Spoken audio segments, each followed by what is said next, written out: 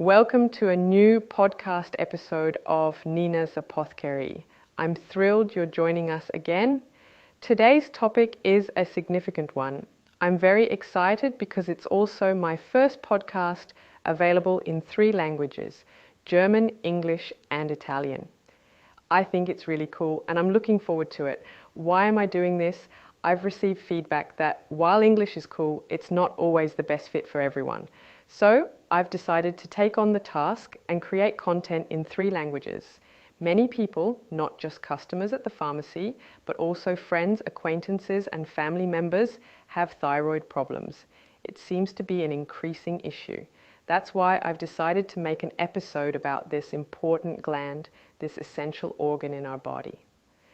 First, we need to define what the thyroid is. The thyroid is an organ located at the end of your neck, around this area.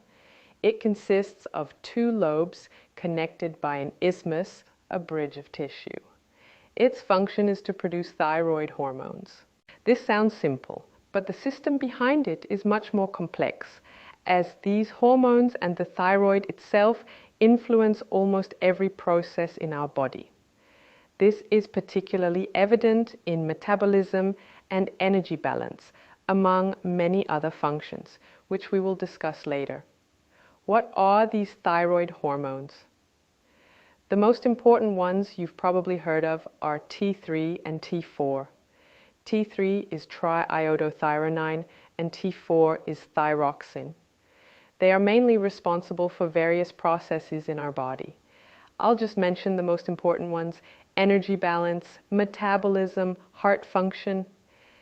But as we all know, and as I always say, our body is a complex network where everything affects everything else. So, if the thyroid isn't functioning correctly, it affects other hormones and all other bodily processes, leading to various issues. It's always essential to keep in mind that you can't just solve one problem with a simple solution and be done with it.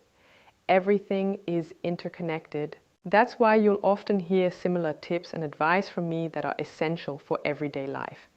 Many of these tips apply to various diseases, organs, etc. What kind of thyroid disorders are there? You've probably heard of them but might not know exactly what they are. The first is hypothyroidism. Hypo always means too little, indicating an underactive thyroid. This means the body or the thyroid is producing too few hormones. What does this mean? It means everything slows down, including our metabolism and body temperature, leading to us feeling cold and tired more often. These are the typical symptoms of hypothyroidism. The opposite condition is hyperthyroidism, meaning there's too much thyroid hormone.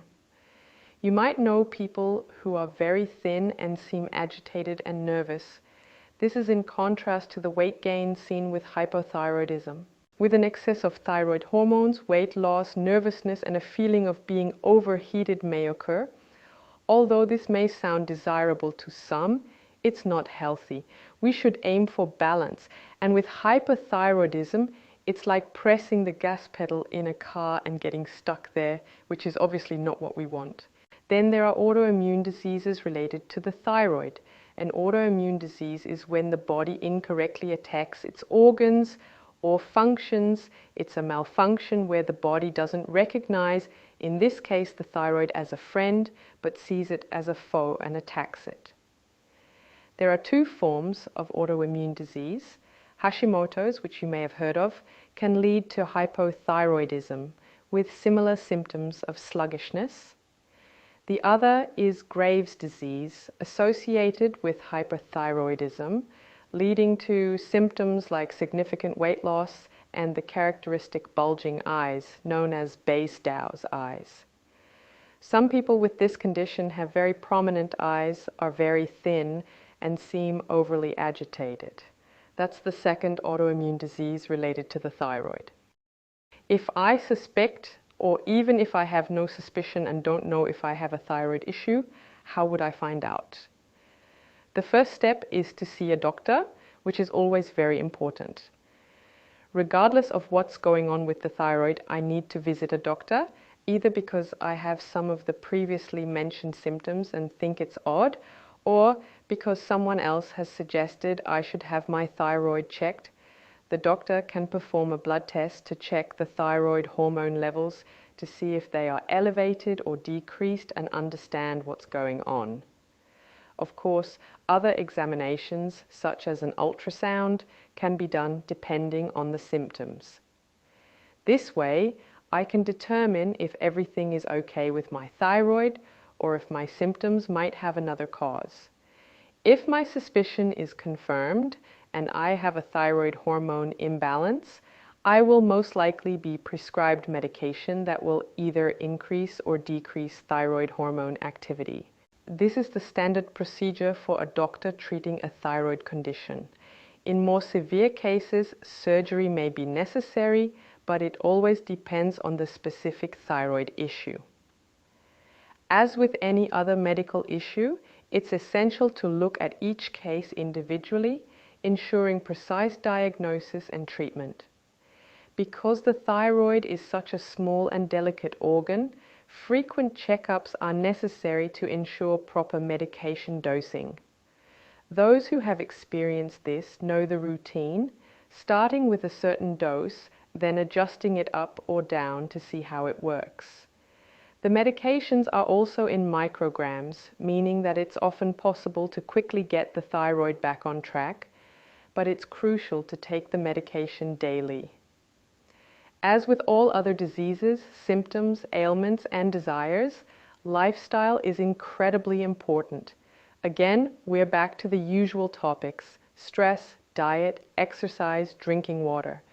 We can manage so much with these few magic words. It's incredible. Most of us probably have no idea how much power we hold with these points and what we can achieve, improve, and prevent from getting worse. However, we often don't think about the significant impact our choices have.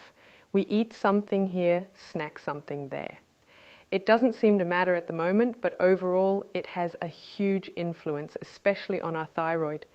Stress and diet are particularly relevant because, like all other organs in our body, the thyroid consumes many nutrients. Nutrients, micronutrients, and macronutrients are always the little helpers that ensure everything functions, whether we want to sleep, be awake, or anything else. What can I do specifically to either improve my thyroid or maintain its current good health? If I have a perfectly functioning thyroid, I want it to stay that way, or maybe I even want to reverse a condition. What I can always recommend is, first of all, exercise. However, if I'm already under a lot of stress, it should be a type of exercise that calms me down, not sprinting or high-intensity interval training that gets my heart rate up to 1,000, but rather yoga, Pilates, or gentle jogging. Something that helps me manage my stress hormones, which interact with thyroid hormones.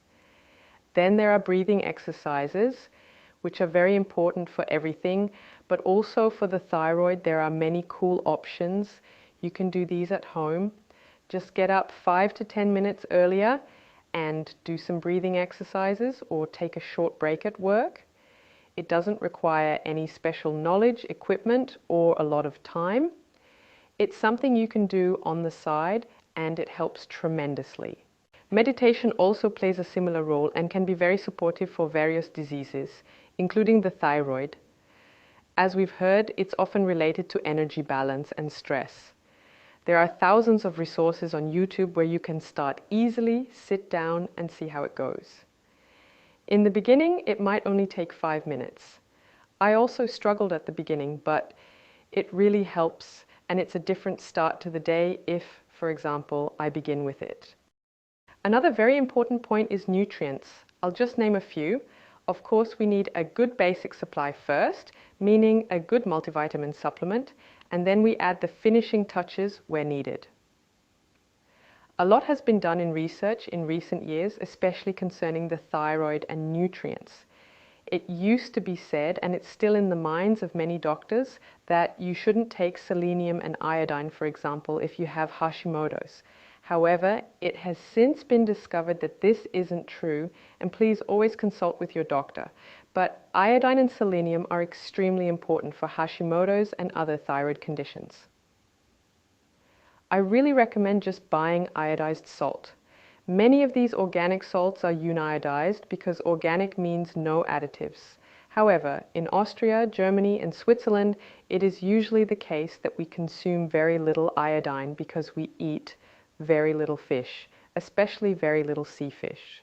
Buying iodized salt is the simplest and most cost-effective solution. Selenium is also important for the thyroid and can be taken in through Brazil nuts, but please, only about once a week, 1 or 2 Brazil nuts. They are totally loaded with selenium, it's hard to believe. There are also large fluctuations. You can't say that every Brazil nut has the same amount of selenium, so I would maybe really go for a selenium supplement. Just to be sure, you can take it every day or every other day. With selenium, it's only important to keep a large gap from vitamin C, especially when it comes to the 2 autoimmune diseases, Graves' disease and Hashimoto's, but also for overall health, it is incredibly important to have a very full store. Please feel free to take a look. You can, of course, take vitamin D, especially in the winter months, even without a blood test. Most autoimmune diseases have something to do with a vitamin D deficiency. It's not entirely clear why this is so, but a high vitamin D level is not only great for our immune system, but also for autoimmune diseases. It's also important for our psyche and mood. We need it almost everywhere, and what most people don't know is that vitamin D is also a hormone, which is why it interacts so closely with many other things, such as thyroid hormones. I could go on forever, but these are the most important nutrients for the thyroid. I don't want to overwhelm you. Then we've already heard that a balanced diet is very important for the thyroid, meaning varied, including with algae, where we have a bit of iodine and selenium again. Then also with a lot of proteins or amino acids, really also here, as almost everywhere, it is very important that we consume whole foods, nothing processed, because this can really harm our body sustainably. It also simply doesn't recognize it, and if I eat something with such a long list of ingredients, I should perhaps leave it and buy something that is as it is, like vegetables and fruit, and then make something with it. Drinking water is of course also very important because all our cells need enough water, and you will hear this in every episode from me. It's simply one of the simplest tips and tricks I find. Even though many struggle with it, you will notice such a difference in all aspects of life. What also belongs to the first few tips and tricks, but I'll say it again separately because it's super important, especially for the thyroid, is stress reduction. The body can cope with a certain level of stress for some time. After all, we are high-performance machines. But when it becomes chronic, when it's persistent, then the tissue remodels. You know this from plants and animals. The same plant that is on the top of a mountain, where there's constant wind, perhaps often snow, generally grows much smaller and bushier than a plant that may be in the valley, where it's always nice with not so much wind, which tends to grow taller and thinner. The same applies to our tissues, and it doesn't matter if it's our thyroid tissue, our lungs, or our bronchi, whatever it is. The more regularly we damage this tissue, the more likely it is to start remodeling, which is obviously something we don't want.